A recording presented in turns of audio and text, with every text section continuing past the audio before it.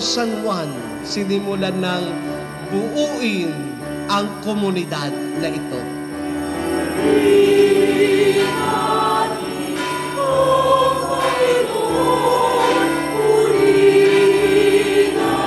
2003, ipinahayag na ito'y maging isang pastoral center.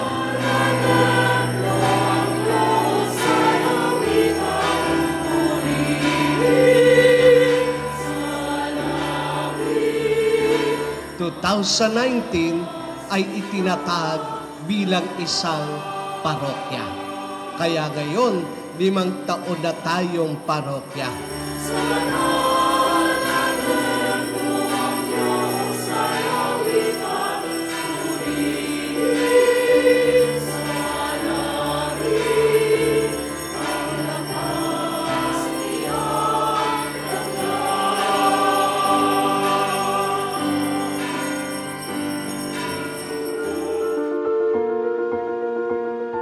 Sinasabi ko naman sa iyo, ikaw ay Pedro, at sa ibabaw ng butong ito ay tatayo ko ang aking simbahan, at hindi makapananaig sa kanya kahit ang kapangyarihan ng kamatayan.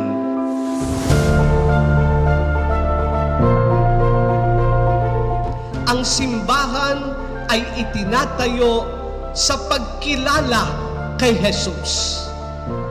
Ang isang simbahan ay magiging matatag kung ang bumubuo ng simbahan ay kilala si Jesus.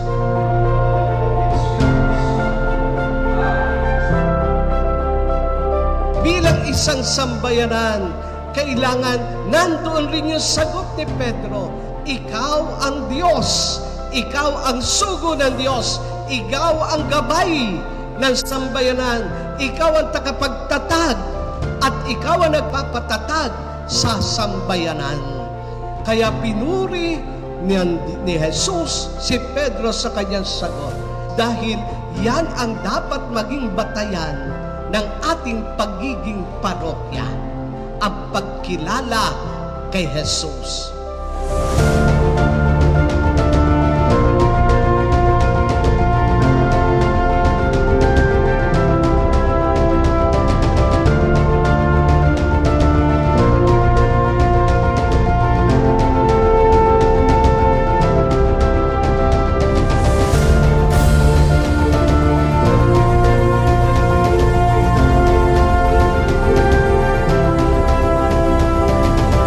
Masusuri natin sino si Jesus sa ating buhay, ito ang magpapatatag ng ating sambayanan. Ito magpapatatag ng ating parokya. Ito magpapatatag sa bawat pamilya na bumubuo ng sambayanang ito.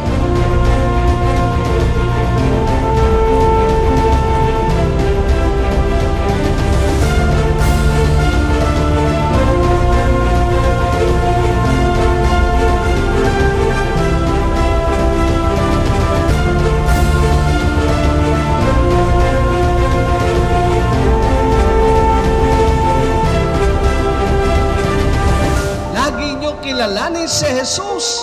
Sino ba siya sa inyong buhay? At sino ba si Jesus sa ating parokya? At kung itikilala natin, ito lagi ang dalhin natin at tinitiyak maglalakbay tayo ng ayon sa kalooban ng Diyos.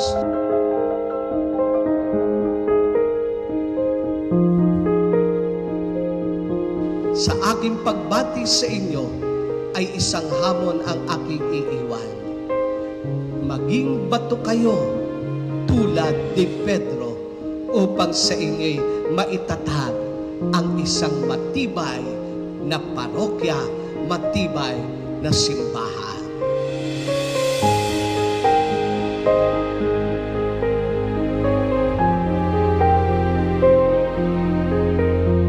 Kailangan maging bato tayo, matatag tulad ni Kristo, na ang Panginoon ang siyang magbibigay sa atin ng lakas at tibay upang ipagpatuloy ang paglalakbay natin bilang isang parokya tungo sa paggawa ng mabuti at tama at sa ikadadakila ng kanyang kaharian ngayon at magpasawalang hanggan.